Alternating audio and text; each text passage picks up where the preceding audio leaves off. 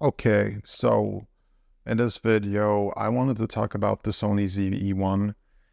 This is a brand new camera from Sony, the Sony Alpha series. This is the pinnacle of Sony cameras at this time that I'm making this video.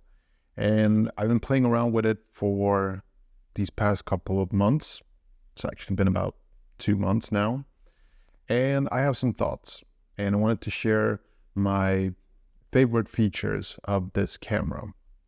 And because there are so many fantastic cameras out there, it's kind of difficult to say, this camera does this or this camera has that. Like, for example, I could talk about the flipping screen, but, there are so many cameras out there that also have a flipping screen. And so what I want to do is I want to focus today on things that really make this camera stand out. And some of these features might actually surprise you because it did for me. So for example, there is this soft skin function on this camera, which most professionals and, professional YouTubers would just avoid, stay clear of. Like, they don't like the idea of having a camera that softens your skin. But I've actually played around with it. I wasn't serious about actually using it, but it turns out that I'm actually using it for most of my videos. Now, the good thing about the soft skin effect is that, when you want to shoot in 4K high resolution, but as you get a bit older, you get wrinkles and maybe you have bad acne or something like that. With using soft skin effect, you can actually set it to low, medium to high, and high just looks ridiculous. But if you set it to low, it's like a sweet spot that actually makes it look pretty good. And so I use it, and I think it's absolutely fantastic. And if you update the firmware on this thing, you get 4K 120 FPS, and you get very nice slow motion. But something that I've noticed is that the 1080p 240 frames per second actually looks more than decent. It looks really, really good. And you can shoot in log and you can apply LUTs and stuff like that. That's really cool. And it also has a bunch of features if you're into like log shooting, using LUTs. Like, for example, you can put your LUTs into the camera and you can preview it, or you can see it, or you can apply it directly on the footage itself. That's actually very practical. It saves you a lot of time if you have like a setup like this where you're always shooting in the same place. So I really like that. Now, one of the things that really surprised me about this camera is the 12 megapixel photo capabilities. So this shoots 12 megapixel photos, which is sort of a kind of a compromise. If you had higher resolution, you would have issues with rolling shutter and you would not get as much low light performance. But because of that 12 megapixel sensor, you get like really fantastic video image quality. But what I also discovered is that the photos are actually really good. And I'm not talking about, shooting in RAW and editing them in post-production. I'm talking about straight out of camera. I'm talking about using the auto setting and you get really nice pictures. And I've actually compared it to my Sony A7C, which is a few generations older camera, but also a full frame. And it actually has 24 megapixels. And I would say that the Sony ZV-E1, despite having only 12 megapixels, it actually outperforms the Sony A7C. Now, would I use this to take wedding photos? No, I would use the Sony A7C for that. But just point and shoot kind of a camera, something that can almost fit in your pocket, or especially if you have something like a thick jacket with big pockets, then this fits there and you get really nice photos. So, I mean, even the latest iPhone has 48 megapixels. And when you're looking at 12, you kind of go like, is that really enough? And the answer is, yeah, it turns out that it is. One of the features that I really like about the Sony ZV-E1 is the menu.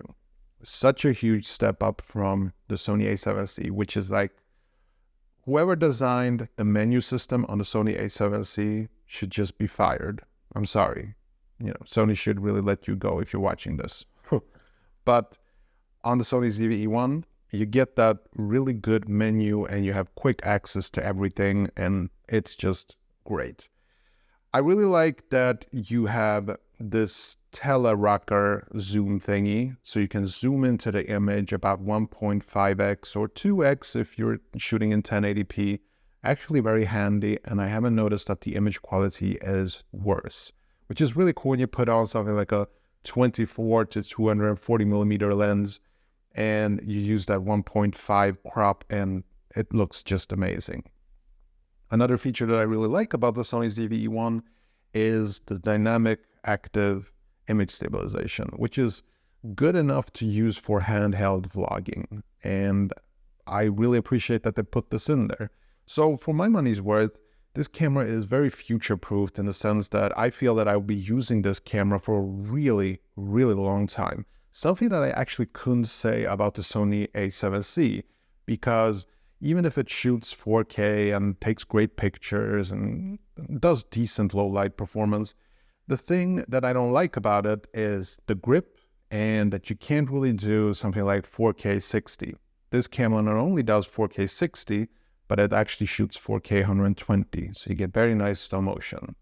And speaking about the grip, this camera is actually smaller than the Sony A7C, but I have found that this grip is actually much more comfortable to hold than my Sony A7C. So I think that's just incredible. Like, it's smaller. You would think that this one would be less comfortable to hold, but it's actually not. It's quite the opposite. This is like really weird because I was mentally preparing myself that I'm not going to like the grip on this thing, but it turns out that I actually do.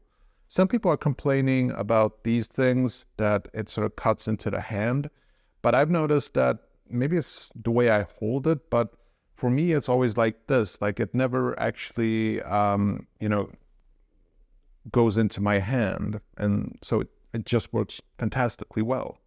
So I really like this camera. It's one of those once-in-a-generation type of cameras. It's arguably the best camera released this year. I think it's just phenomenal, and it also packs a lot of the features, you know, from the Sony ZV series, you know, like product focusing, like when you don't have to like cover up your face if you want to show a product.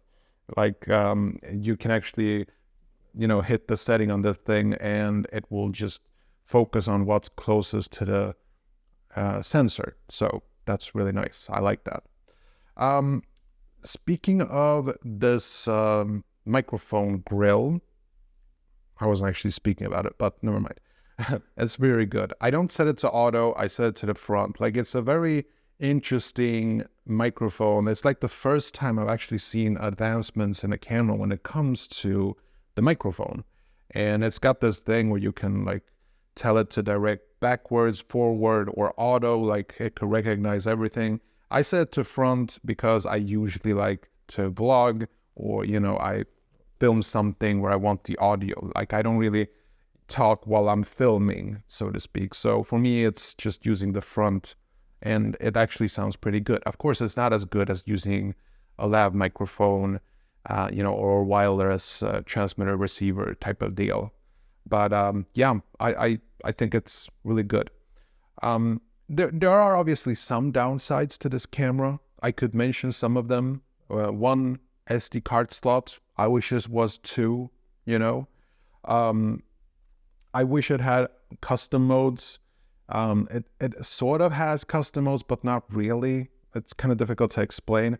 On the Sony A7C that I'm recording this video with, I can just flip from custom 1, custom 2, but on this thing, I can't really do that. It's a bit more annoying to switch customs, or, you know, you want to, but at least you can switch, you know, from slow motion to photo, to just filming videos with a very cool switch right here. So I like that.